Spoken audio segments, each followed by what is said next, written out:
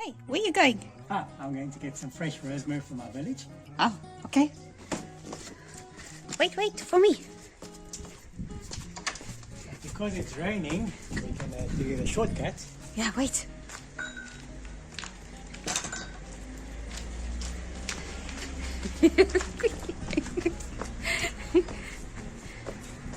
This is Thomas and Dora's place. Thomas and Dora's place. We're missing them very much. Yeah. This is the herb. Now we're going to get some rosemary. Fresh rosemary. Hola, Thomas and Dora. Muito obrigado. Muito obrigada por isto. Off we go, let's go. Okay, wait. Espera. É frio. It's wonderful.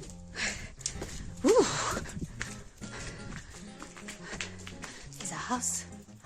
See? There's Gogo. There's the go-go. There's a church. And train.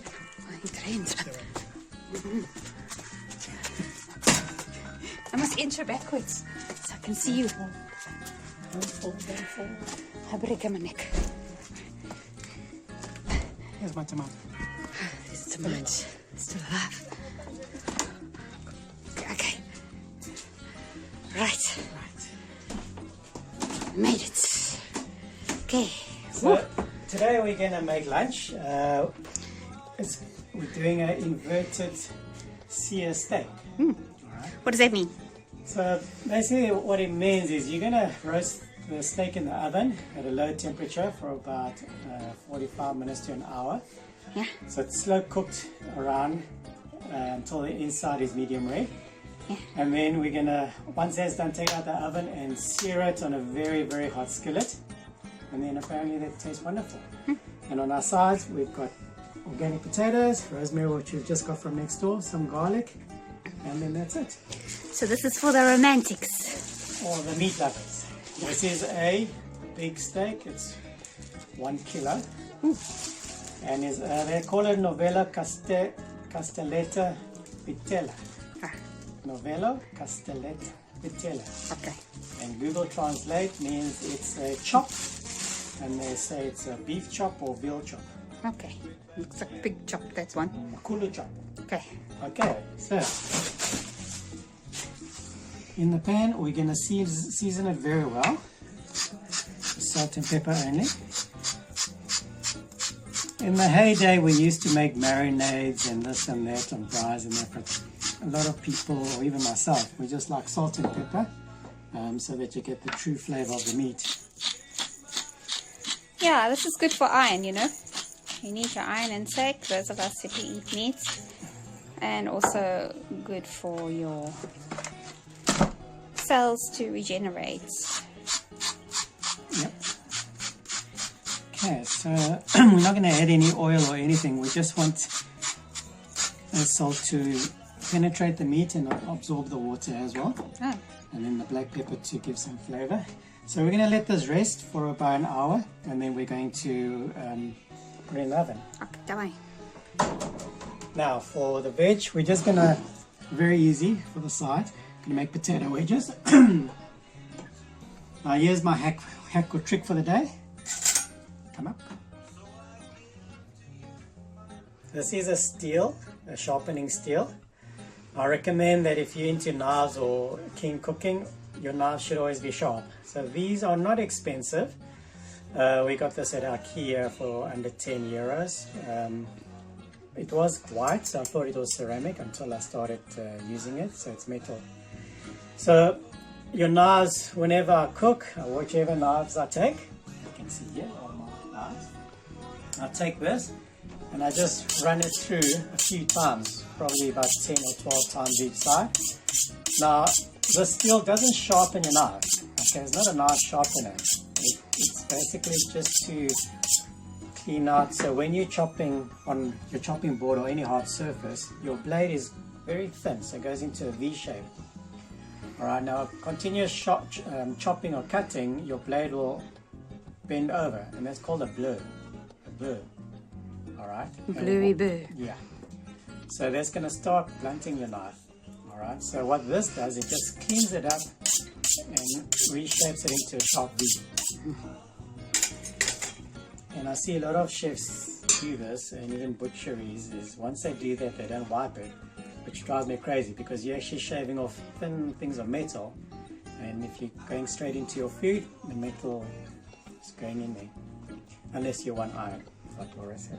Yeah, fair. Okay, so now the knife is sharp, we're just going to make wedges. See how the knife just goes straight through there.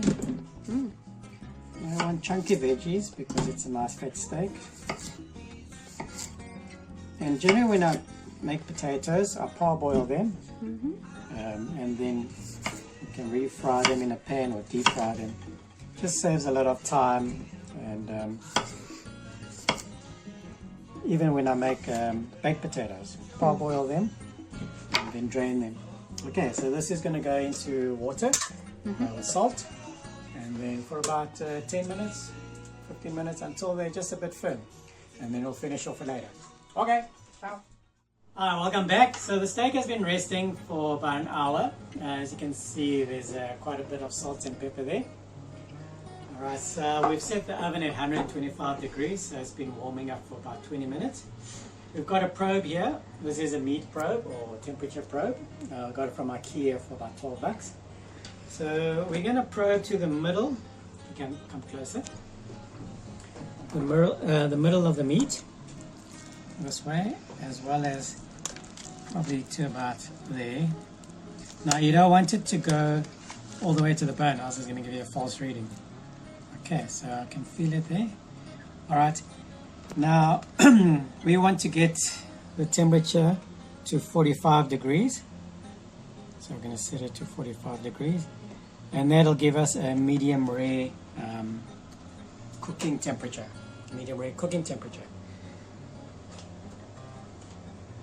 As soon as it hits 45, we'll take it out. We'll make sure that our skillet is piping hot, and then we're just going to sear it, and then it should be the perfect steak. Okay, so into the oven it goes.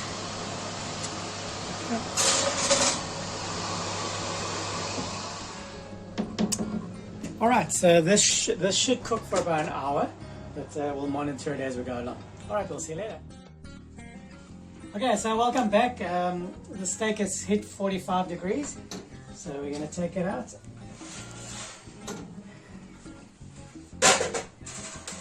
Let's probe out. Alright, so as you can see, the steak looks pretty dried up. Looks like an old steak's been sitting around, but the inside has reached core temperature, so it's medium rare. I've got the hot skillet going, alright, over here, and then I'll drain my potatoes, parboil them as I said, and then I've got some oil going here, some vegetable oil. Come around. So another tricks of the trade, if the oil's, you can see it's smoky hot, so it's ready, or you put a skewer or a chopstick. If it starts sizzling, then you know the oil is ready. I think this is a bit too hot. Okay, and then as you can see, the skillet is smoking. Alright, so first I want to get the potatoes start cooking.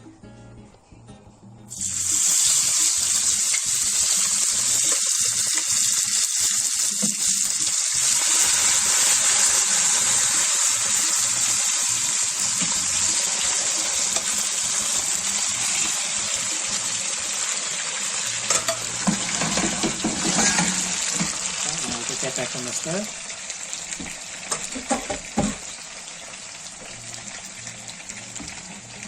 Okay, now we're going to get the steak.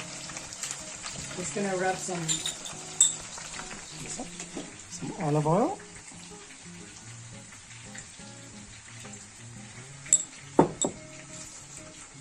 Yeah, so you can actually feel it's quite dry, so it's almost like a dried aged steak. Flip it around.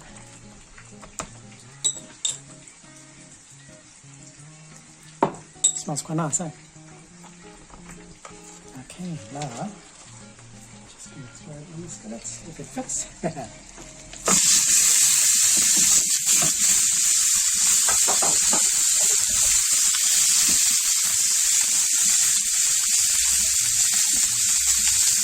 Now we're just going to grill this just to get it a nice color, a nice char on both sides, and then it should be ready. Just going to let it crisp up. See in a few seconds. Okay, so it's been about 2 minutes. We're just going to check. Yeah, look at the caramelization in a nice color. So that's good. I'll check it over.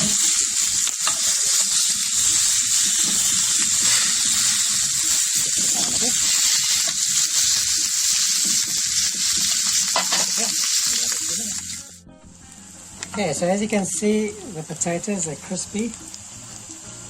Alright, now I'm going to add a little bit of garlic, some rosemary. So you add this when literally 1 minute before you're going to take it off the stove. They say when you want really awesome potatoes is you parboil them until they literally almost start breaking. And when you fry them, all these little pieces that have fallen off, you can see here, that's like really yummy, yummy, crispy things. So you can see. Is it really, really yummy, crispy things? Really, really yummy, crispy things. Okay. R-R-Y-C-T. Okay. So another, and you don't want to overcook and burn the garlic, so you just letting it saute, simmer it out, get the flavors into the oils, and then release the flavors of the rosemary. Good. Okay, now we're going to add some garlic. With the garlic clove that I picked up, and some butter.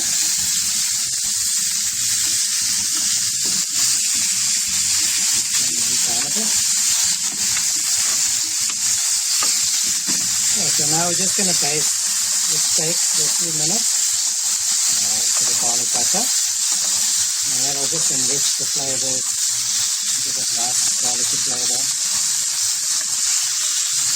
And then we're going to take it out and let it rest for a few minutes. And by that time, the potato wedges will be ready.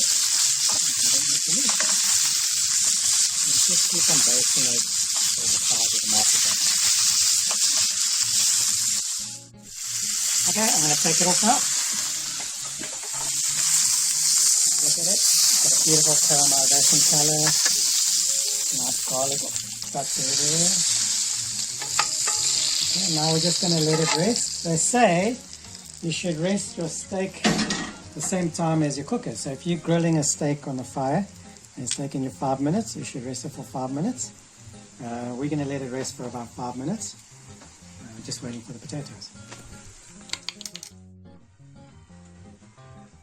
Okay, so a moment of truth. We've got our crispy potato wedges with garlic and rosemary. And this is my secret salt. Well, not really secret. It's flavored smoked paprika and coarse salt. So we're just going to generously sprinkle over the chippies. Okay.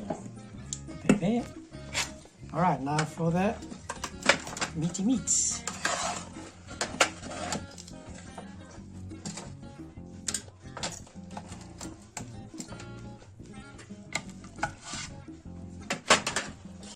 Start.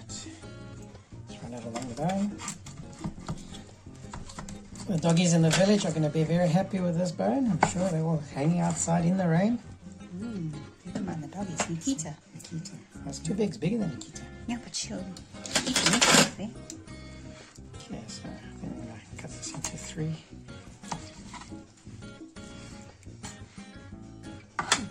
Looks good.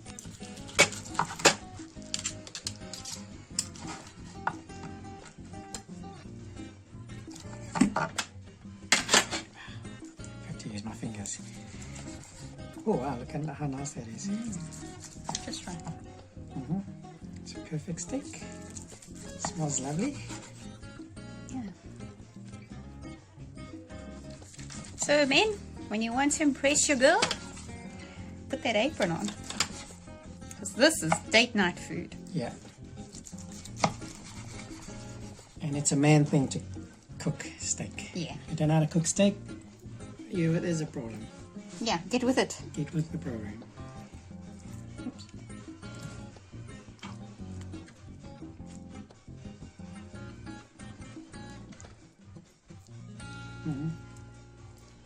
Okay. Some peas.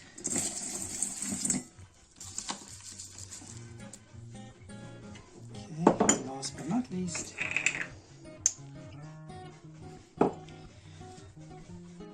kiss my ass, salt diet.